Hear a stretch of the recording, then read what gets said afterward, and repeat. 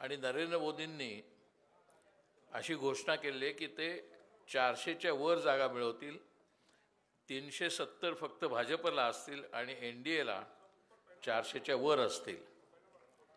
आपला निर्धार असा आहे आणि म्हणून ठाणेसुद्धा महत्त्वाचं आहे की त्यांना 200च्या आतच त्यांचा घोडा आपल्याला अडकवायचा आहे.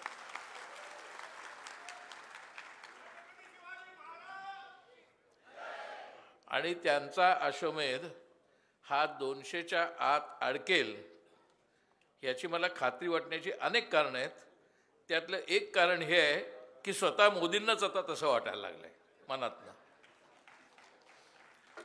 मोदी आणि अमित शहा हे दोघे गेले काही दिवस पूर्णपणे इतके बिथरलेले आहेत की त्यांना त्यांच्या पक्षावरती सुद्धा नीट नियंत्रण ठेवता येत नाही आहे. एकच उदाहरण म्हणजे उत्तर प्रदेशचे मुख्यमंत्री योगी आदित्यनाथ हे तुम्हाला कुठेही जास्त हल्ली कॅम्पेनमध्ये दिसत नाही आहेत. कारण योगी आदित्यनाथांनी आत्ता प्रत्यक्षात मोदींच्या विरोधात एक छुपी आघाडी उत्तर प्रदेशामध्ये उघडली आहे. आता आम्ही विदर्भामध्ये होतो, तिकडे चंद्रपूर, वर्धा, नागपूर या पट्ट्यामध्ये फिरत होतो आपल्याच निवडणुकीच्या कॅम्पेन संबंधात. आणि तिकडे खाजगीमध्ये तुम्हाला माहिती आहे संघवाले जे लोक असतात, म्हणजे राष्ट्रीय स्वयंसेवक संघ, जनसंघ, भारतीय जनता पार्टी, विश्व हिंदू परिषद, ही जी सगळ्या त्यांच्या टोळ्या आहेत अनेक, या टोळ्यांमधला मुख्य प्रचार आणि प्रचार यंत्रणा ही मुख्यतः कुजबुजीतनं चालते. आणि त्या कुजबूज आघाडीमध्ये संघ परिवाराच्या कुजबूज आघाडीमध्ये नागपूरमध्ये आता लोक बोलायला लागलेले आहेत की आता मोदी नको आहेत, कारण आम्हाला आता गडकरी पंतप्रधान हवेत. आता गडकरी पंतप्रधान हवे असतील तर मोदींना जायला पाहिजे. आता मोदींना जायला पाहिजे म्हणजे मोदींना किती जागा मिळाल्यावर ते जातील हे कोणीच सांगू शकत नाही, पण मोदींना जायला पाहिजे अशी जर कुजबूज त्यांच्याच संघ परिवारात होत असेल तर याचा अर्थ असा आहे की वरती मेसेज पोचलेला आहे की आता तुम्हाला निवडून येणं सोपं नाही, किंबहुना आता तुम्ही निवडून येण्याची शक्यता नाही. हा संघ परिवाराचा आतला मुद्दा झाला. दुसरा मुद्दा असा आहे की आजच तुम्ही पाहिलं असेल, आज कदाचित TV वरती दाखवत नाहीत म्हणून पाहायला मिळालं नसेल, परंतु गेल्या 3 दिवसात साऊथ ब्लॉकमध्ये आणि आज सेंट्रल व्हिस्टामध्ये प्रचंड मोठी आग लागलेली आहे. आणि त्या आगीमध्ये सगळ्या फायली, सगळे कॉम्प्युटर, सगळे रेकॉर्ड, सगळा डेटा हा त्या आगीमध्ये जवळजवळ नष्ट होत आहे. ही बातमी सर्वसाधारणपणे मुख्य मतळ्यांची हेडलाईनची बातमी असायला हवी, परंतु TV वरती सर्व TV चॅनल्सवरती एवढं बंधन आहे की त्यांनी ही बातमीच दाखवलेली नाही.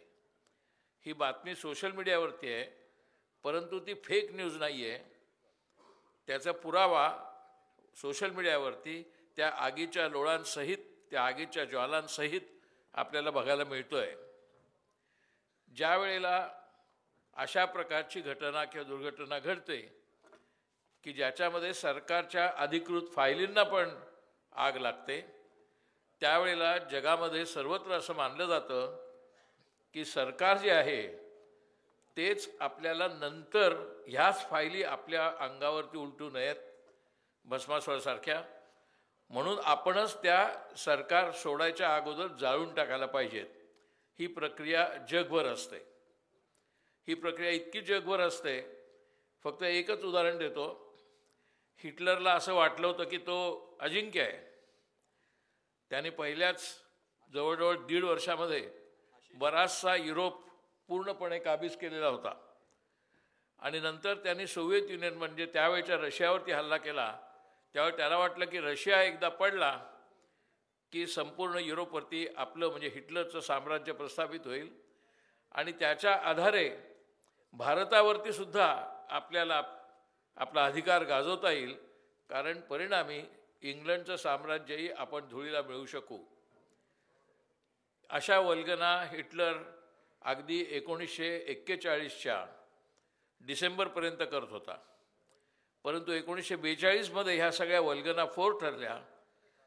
ती घोषणा म्हणजे हिटलरची 400 पार के अशी होती. सगळा युरोप ताब्यात घ्यायचा म्हणजे 400 के पार, हीच त्या हिटलरची घोषणा होती त्यावेळच्या भाषणात, त्यावेळच्या संदर्भात. आणि प्रत्यक्षात मात्र 42च्या मार्चपासूनच हिटलरच्या फौजांना पराभव भोगावा लागला. इतका पराभव झाला की सबंध जर्मन सैन्य पळत सुटलं अक्षरशः, आणि ते पळत सुटताना काही लाखो जर्मन सैनिक मारले गेले. आता ही जी अवस्था हिटलरची झाली, तिची तुलना आता लोकशाही काळात आपण राहतोय. म्हणजे मोदींची जरी हुकुमशाही चालू असली तरी आपण आता निवडणुका आहेत एवढ्यापुरती तरी आपल्याकडे लोकशाही असं मानायला सध्या हरकत नाही. ही लोकशाही जर मोदी परत निवडून आले तर असणार नाही हे सगळ्यांना माहिती आहे, परंतु मोदी निवडूनच येणार नाही, त्यामुळे तो प्रश्न येणार नाही. परंतु कोणत्याही हुकुमशहाला असं वाटत नाही की आपला पराभव असेल, आणि त्यामुळे पंतप्रधान मोदींना असं वाटतंय की 200 जरी जागा मिळाल्या तरी तोडफोड करून, ब्लॅकमेल करून आपण परत पंतप्रधानपदी येऊ, या भ्रमामध्ये ते आहेत. जसं हिटलरलाही वाटत होतं अगदी शेवटच्या क्षणी, आणि ज्या वेळेला त्याच्या सहकाऱ्यांनी हिटलरला येऊन सांगितलं की तसं काय होणार नाही आहे, तेव्हा हिटलरने तोच आदेश काढला की जर्मनीमधली जी महत्त्वाची सत्ता केंद्र आहेत त्यांना आगी लावून टाका, वाटल्यास आपल्या जर्मन शहरांवरती बॉम्ब करा. मला वाटतं एक इशारा ह्या परिस्थितीतही आपण लक्षात ठेवायला हवा, आणि तो ठेवायलाच हवा. जरी आत्ता फक्त पहिला टप्पा निवडणुकाचा झाला आहे, तर एकूण 7 टप्प्यातल्या निवडणुकांमध्ये 1 जूनला शेवटचं मतदान आहे आणि 4 जूनला निकाल आहेत, म्हणजे अजून खूप काळ आहे. ह्या काळामध्ये मोदी कोणत्याही प्रकारचं काहीही करू शकतात, याचा पुरावा आपल्याला पुलवामाने गेल्या निवडणुकीत दिलेला आहे. दिल्लीमध्ये आता जवळजवळ सगळे लोक असं मानतात की पुलवामाबद्दल अजून श्वेतपत्रिका सरकारने जाहीर केलेली नाही. 40 जवान मेले त्यांच्या ठिकाणी, म्हणजे ते ज्या व्हेकल्समधनं जात होते त्या ठिकाणी 300 किलो RDX कसं पोचलं याच्याबद्दलचा कोणताही खुलासा संरक्षण मंत्रालयाकडनं पण आलेला नाही. नंतर आपण बालाकोटला सर्जिकल स्ट्राईक केले असं सरकार सांगतं, पण बालाकोटमध्ये प्रत्यक्षात त्या ठिकाणी पाकिस्तानच्या ठिकाणी किती लोक मेले ह्याचा आकडा त्यांना कोणालाही सांगता येत नाही. पहिल्या झटक्यात अमित शहा म्हणले की 400 लोक आपण पाकिस्तानचे मारले. नंतर तो आकडा त्यांच्याच काही लोकांनी 300वर आणला, काही लोकांनी तो 200-250वर आणला, आणि युरोप अमेरिकेतल्या जवळजवळ सर्व निरीक्षकांनी आणि सर्व वर्तमानपत्रांनी जाहीर केलं की तिकडे कोणीही पाकिस्तानचा मेलं नाही. रॉयटर नावाच्या एका न्यूज एजन्सीने सांगितलं फक्त एक कावळा मेला. तर अशा प्रकारचा काहीतरी सर्जिकल स्ट्राईकसारखा हल्ला POKच्या निमित्ताने किंवा अन्य कुठेतरी, POKच असं नाही, करून आणि वाटल्यास किंवा जमल्यास किंवा ठरल्यास कुठेतरी देशात मोठा जातीय दंगा घडवून आणून त्यानिमित्ताने अधिकृतपणे, आत्ता अनधिकृत आणीबाणी आहे ती अधिकृतपणे करून निवडणुका परत पुढे ढकलण्याचा डावसुद्धा मोदी करू शकतात. हेही अशक्य का मानायचं नाही, कारण आपल्याच देशामध्ये 1991 मध्ये 21 मेला राजीव गांधींची हत्या झाल्यानंतर TN सेशन त्यावेळेला होते निवडणूक अधिकारी निवडणूक आयोगाचे, आणि त्यांनी निवडणुका पोस्टपोन केल्या होत्या आणि त्या पुढे ढकलल्या गेल्यानंतर निवडणुकीचा दुसरा टप्पा झाला. याचा संदर्भ ह्याच्याशी नाही, परंतु राजीव गांधींची हत्या मात्र कुठच्या तरी कटाने झाली होती, आणि त्या कटाचं अर्थातच एक कारण ज्या अर्थाने मोदी बडबडतात की आम्हाला नेहरू कुटुंबच नको आहे, काँग्रेस कुटुंब नको आहे, नेहरू कुटुंब नको आहे, आता इंडिया आघाडी नको आहे. पहिल्यांदा त्यांना काँग्रेस मुक्त हवा होता, मग नेहरू गांधी मुक्त भारत हवा होता, आता त्यांना विरोधी पक्ष मुक्त भारत हवा आहे. अशा टाईपच्या घटना या होत नाहीत, त्या नियती घडवून आणत नाही, त्या घडवल्या जातात. आता उदाहरणार्थ तुमच्या एक सहज लक्षात येईल का आपण राजन विचाराने निवडून देतोय. 2009 मध्ये त्यावेळेला काँग्रेस वेगळा पक्ष होता आणि 206 जागा काँग्रेसला मिळाल्या होत्या. 2014 मध्ये म्हणजे फक्त 5च वर्षांनी त्या एकदम 44 जागा झाल्या, 206च्या 44 झाल्या. त्यांनी ताबडतोब असं जाहीर करून टाकलं की आता विरोधी पक्षच नाही आहे, लोकसभेमध्ये विरोधी पक्षच नसेल तर एलओपी तरी कशाला, म्हणजे लीडर ऑफ द ऑपोजिशन तरी कशाला काँग्रेसला करायचं, जरी ते 44 असले तरी. आणि त्यावेळेला त्यांनी जाहीर केलं की आता काँग्रेसमुक्त देश करायचा आहे. काँग्रेसमुक्त देश करायचा आहे इथपर्यंत लोकांनी थोडंफार मान्य केलं. परंतु प्रत्यक्षात जेव्हा लोकांना दिसायला लागलं की हा केवळ काँग्रेसमुक्त करण्याचा प्रयत्न नाही, हा सर्व विरोधी पक्षांना खाऊन टाकण्याचा प्रयत्न आहे. त्यांनी ममता बॅनर्जींना खायचा प्रयत्न केला, त्यांनी अकाली दलाला तर खाऊनच टाकलं, चंद्राबाबूंना आता परत घेतलं पण त्यांनाही पहिल्यांदा खाऊन टाकलं. अशा पद्धतीने एक एक पक्ष संपवायचा आणि ह्या कटाचा एक भाग म्हणून शिवसेनाही संपवायची असा त्यांचा डाव होता. आपल्या सुदैवानी किंवा महाराष्ट्राच्या सुदैवानी किंवा देशाच्या सुदैवानी उद्धव ठाकरेंनी त्यांचं हे कटकारस्थान ओळखलं की यांचा गेम जो चाललेला आहे, हा गेम जो आहे हा वरवर आपल्याबरोबर जरी इतके वर्ष त्यांनी युती केली असली तरी प्रत्यक्षात आपल्याला संपवून टाकण्याचा गेम आहे. आणि तो संपवून टाकण्याचा गेम तामिळनाडूपासून वरपर्यंत, उदाहरणार्थ अण्णा DMK होता, त्यांना पण जवळजवळ संपवून टाकलं. त्यात 3 गट पडलेत सध्या अण्णा द्रमुकमध्ये. तोच प्रयत्न आता त्यांनी इथे सुरू केला. म्हणून शिवसेनेला त्यांनी फोडलं, शरद पवारांच्या पक्षाला फोडलं, राष्ट्रवादीला. आता साधा प्रश्न याच्यामध्ये असा आहे, अगदी साधा, की जो कोणत्याही प्राथमिक शाळेतल्या मुलालाही कळेल, की जर त्यांना फुटायचं होतं आणि वेगळाच तंबू उभा करायचा होता तर मग नाव शिवसेना का ठेवलं? अजित पवारने नाव राष्ट्रवादी का ठेवलं? त्यांनी सरळ वेगळा पक्ष काढावा, वेगळा पक्ष काढावा, वेगळं चिन्ह घ्यावं आणि सरळ निवडणुका लढवाव्यात. परंतु शिंदेंनाही माहिती आहे की शिवसेना नावाची जी जादू आहे तिचा आपल्याला लाभ व्हायला हवा. अजित पवारांना हेही माहिती आहे की राष्ट्रवादीची जी जादू आहे म्हणजे शरद पवारांच्या नेतृत्वाखालची, त्याचाही आपल्याला लाभ व्हायला हवा. त्यांना तिकडे घड्याळ पाहिजे होतं आणि यांना इकडे धनुष्यबाण हवा होता. कारण त्यांना माहिती आहे स्वतःची आपल्या जीवावर आपली पुण्याई काही नाही आहे आणि ती पुण्याई आपल्याला नसताना निवडणुकीत सामोरं जायचं आहे. पण ही फोडाफोडी मुख्यतः कोणी केली तर ती केंद्रातनं सुरू झाली. त्या केंद्रातनं सुरू झालेल्या फोडाफोडीचं उद्दिष्ट एकच होतं की सगळे हे जे स्थानिक पक्ष आहेत हे सगळे स्थानिक पक्ष कायमचे संपवायचे, फक्त काँग्रेस नाही, सगळे विरोधी पक्ष. त्यामुळे ज्या वेळेला इंडिया आघाडीची स्थापना झाली आणि सर्व स्थानिक पक्ष त्याला हजर राहिले त्यावेळेलाच खरं म्हणजे नरेंद्र मोदींनी शहानी प्रचंड मोठी प्रचाराची आघाडी उघडली की ह्या इंडिया आघाडीलाच आपण पूर्णपणे नेस्तनाबूत करू शकू आणि करणार आहोत. सुरुवातीला त्यांना आत्मविश्वास वाटत होता, इंडिया आघाडीची पावलंही हळूहळू पडत होती, पण त्यांना नंतर लक्षात यायला लागलं इंडिया आघाडी जोरात वाढते आणि त्याच काळामध्ये आपल्या देशाची अर्थव्यवस्था पूर्णपणे कोसळली. इथे विश्वासउटगे आहेत ते तुम्हाला सांगतील आपली अर्थव्यवस्था आता अतिशय भयानक अवस्थेमध्ये आहे. आपल्याला ते सांगतात की आमची $5 ट्रिलियन इकॉनॉमी होणार आहे, जगातली 3री अर्थव्यवस्था आहे. आणि दुर्दैवाने मी आपल्याला सांगू इच्छितो, कदाचित आपल्यापैकी काही किंवा आपल्या आजूबाजूच्या लोकांमध्ये, मित्रमंडळांमध्ये, घरातल्या लोकांमध्ये ह्याच्याबद्दल हे गैरसमज आहेत की नाही म्हटलं तरी मोदींनी आपल्याला $5 ट्रिलियन इकॉनॉमी करायचा घाट घातला आणि तो यशस्वी होतोय. जगात आज आपण 3ऱ्या दर्जाची अर्थव्यवस्था आहोत याच्याबद्दलचा तथाकथित अभिमान हा आपल्या आजूबाजूच्या मित्रमंडळींमध्ये, शेजारपाजारांमध्ये, ऑफिसातल्या कलिग्समध्ये, घरात सुद्धा खूप लोकांना वाटतो. आणि मग त्याच्या पुढे ते जाऊन सांगतात की एवढंच नाही तर आत्ता जगामध्ये भारताची जी प्रतिमा उंचावलेली आहे आणि ते आपल्यातल्या काही लोकांना मनातनं पटतं, कधी मनातनं पटतं, कधी जाहीरसुद्धा गप्पा मारताना बोलतात की आपल्या देशाची प्रतिमा जगात फार उंचावलेली आहे. ही 100% खोटी गोष्ट आहे.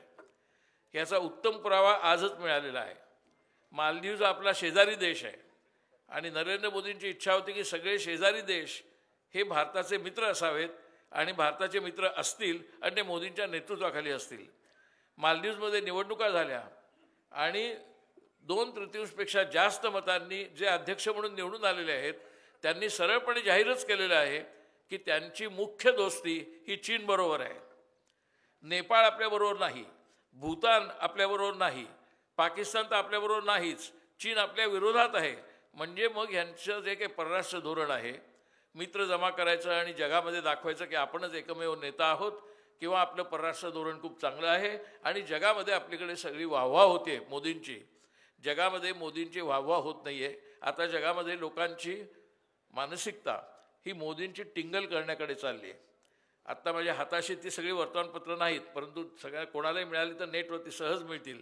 जवळजवळ 40 वर्तमानपत्र जगातली, त्यात जर्मनी आहे, स्वित्झर्लंड आहे, फ्रान्स आहे, इंग्लंड आहे, अमेरिका आहे, सगळ्या आफ्रिकासुद्धा आहे, त्या सगळ्या वर्तमानपत्रांच्या फ्रंट पेजवरच्या आपल्या निवडणुकीच्या ज्या बातम्या आहेत त्या सर्व बातम्यांमध्ये असं म्हटलेलं आहे की नरेंद्र मोदींच्या हुकुमशाहीला भारतीय जनता विटलेली आहे आणि ह्या निवडणुकीमध्ये त्याचा निकाल होणार आहे. हे मी सांगत नाही, हे तुम्हाला तुमच्याही मोबाईल फोनवरती जगातल्या सगळ्या 41 वर्तमानपत्रांची नावं, त्या वर्तमानपत्राचं नाव आणि त्या वर्तमानपत्राचा मथळा आणि त्या वर्तमानपत्राची पहिल्या पानावरची बातमी तुम्हाला सहज दिसेल. त्यामुळे जगभर भारताची वाहवा होते आणि मोदींची वाहवा होते हे तर पूर्णपणे खोटंच आहे. ह्याचा आणखीन एक सहज समजण्यासारखा पुरावा म्हणजे अशी एकही जागा नाही भारतामध्ये किंवा खरं म्हणजे परदेशात सुद्धा की जिथे मोदी स्वतःचे फोटो लावत नाहीत. असं एकही होर्डिंग नाही, त्यांच्याकडे दुसरा कोणीही नेता दिसत नाही तुम्हाला. कोणताही नेता, आता मी दिल्लीमध्ये होतो तेव्हा मला माहिती आहे दिल्लीचे जे खासदार आहेत, भाजपचे खासदार, ते भाजपचे खासदार आम्हाला खाजगीमध्ये बोलतात की आपण इथे नको बोलूया कारण इकडे वरती कॅमेरा आहे, आपण कुठेतरी बाहेर गार्डनमध्ये जाऊन बोलूया. कारण त्यांना भीती वाटते की त्या कॅमेऱ्यातनं ते कुठच्या तरी विरोधी पक्षाच्या खासदाराशी बोलतायत तर कदाचित त्यांच्यावरती कारवाई होईल. इतके भीतीग्रस्त आहेत आणि ते इतके भीतीग्रस्त आहेत की ते हल्ली तर आम्हाला असं म्हणायला लागलेत की अहो तुमच्यावरती तर ईडी आणि सीबीआय ते लावतायतच, पण आम्हालासुद्धा त्या दहशतीखाली ठेवलं आहे, आम्हालासुद्धा ईडी आणि सीबीआयची धमकी ते देत असतात. कारण त्यांना माहिती आहे किंवा त्यांना अंदाज आहे की आता खुद्द भारतीय जनता पक्षामध्येच असंतोष मोठ्या प्रमाणावरती खतखततोय आणि त्या असंतोषाचा जर पक्षात स्फोट झाला आणि ते पक्षात स्फोट होण्यासाठी जर मोदींना खरोखरच 200च्या पेक्षा कमी जागा मिळाल्या तर मग तो पक्षातला स्फोट एकदम जाहीर होईल. ही भीती असल्यामुळेच त्यांनी अगोदरच जे नंतर करायचं ते अगोदरच करायला सुरुवात केली.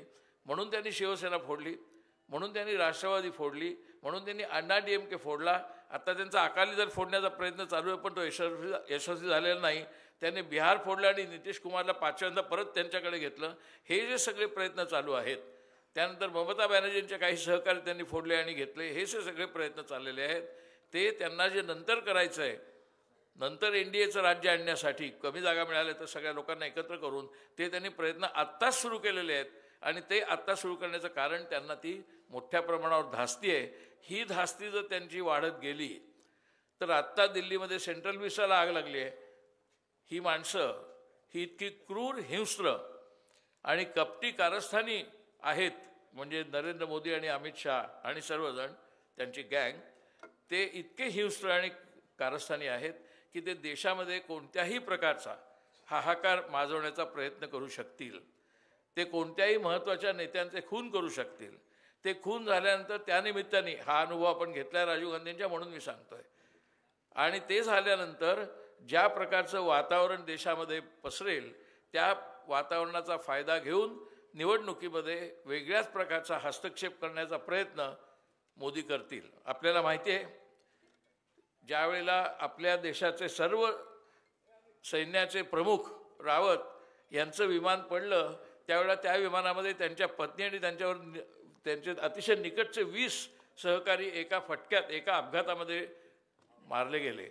ते मारले गेले महत्त्वाचं आहे. त्याच्याही बद्दल जसं पुलवामाबद्दल आणि बालकाऊटबद्दल काही नाही, त्याचप्रमाणे त्या तथाकथित अपघाताबद्दल सुद्धा कोणत्याही प्रकारची श्वेतपत्रिका, कोणत्याही प्रकारची माहिती सरकारने जाहीर केलेली नाही की हा अपघात का झाला. दिल्लीमध्ये अशी चर्चा आहे की तो अपघात नव्हताच, तो घातपात होता आणि तो मोदी सरकारनेच घडवून आणला होता. कारण राफेल आणि अन्य काही प्रकरणाची सविस्तर माहिती ही रावत यांच्याकडे होती आणि त्यांना अशी भीती होती की ही माहिती जाहीर होईल आणि ती माहिती जाहीर झाली तर मोदींचं सरकार जायला किंवा बदनाम व्हायला जागतिक पातळीवरती मदत होईल. या पार्श्वभूमीवरती घाबरलेल्या मोदी सरकारला हटवण्याचं, कायमचं हटवण्याचं कार्य आपल्याला करायचं आहे. त्या कार्याचा एक आपला छोटासा भाग वाटेल पण तो महत्त्वाचा आहे. तो छोटासा असला तरी राष्ट्रीयदृष्ट्या तो महत्त्वाचा आहे. तो असा की ह्या भागामध्ये NDA किंवा भाजपच्या आघाडीचा जो कोणी उमेदवार असेल, मग तो शिंदे सेनेतनं येवो, अजित पवारच्या संघटनेतनं येवो किंवा थेट भाजपतनं येवो, तो कुठूनही येवो, जर तो मोदींच्या बाजूचा असेल तर त्याला आपण निवडणुकीमध्ये धडा शिकवलाच पाहिजे. नाहीतर ही धमकी मीच तुम्हाला देतोय, सारख्या धमक्या ते देतात. नाहीतर आपल्याला 2024च्या 15 जून नंतर देशाला ज्या अवस्थेतनं जायला लागेल, ज्या अराजकातनं जायला लागेल, ज्या आर्थिक आगडोंबातनं जायला लागेल, त्याची झळ नव्हे, त्या आगीत आपल्याला होरपळावं लागेल. ते जर आपल्याला होरपळायचं नसेल तर जे काही मनामध्ये तुमच्या काही संशय असतील की नाही म्हटलं तरी मोदी बरे आहेत, नाही म्हटलं तरी मोदींनी हे केलं आहे, मोदींनी ते केलं, ते काढून टाका. मोदी हे विध्वंसक आहेत आणि ते विध्वंस करण्यासाठीच पंतप्रधान पदावर आहेत. त्यांच्या हातनं कोणतीही विधायक गोष्ट घडलेली नाही, घडण्याची शक्यता नाही. आणि ह्या विध्वंस करणाऱ्या भस्मासुराला त्याचा हात त्याच्या डोक्यावर आणण्याची जबाबदारी आपली आहे. धन्यवाद.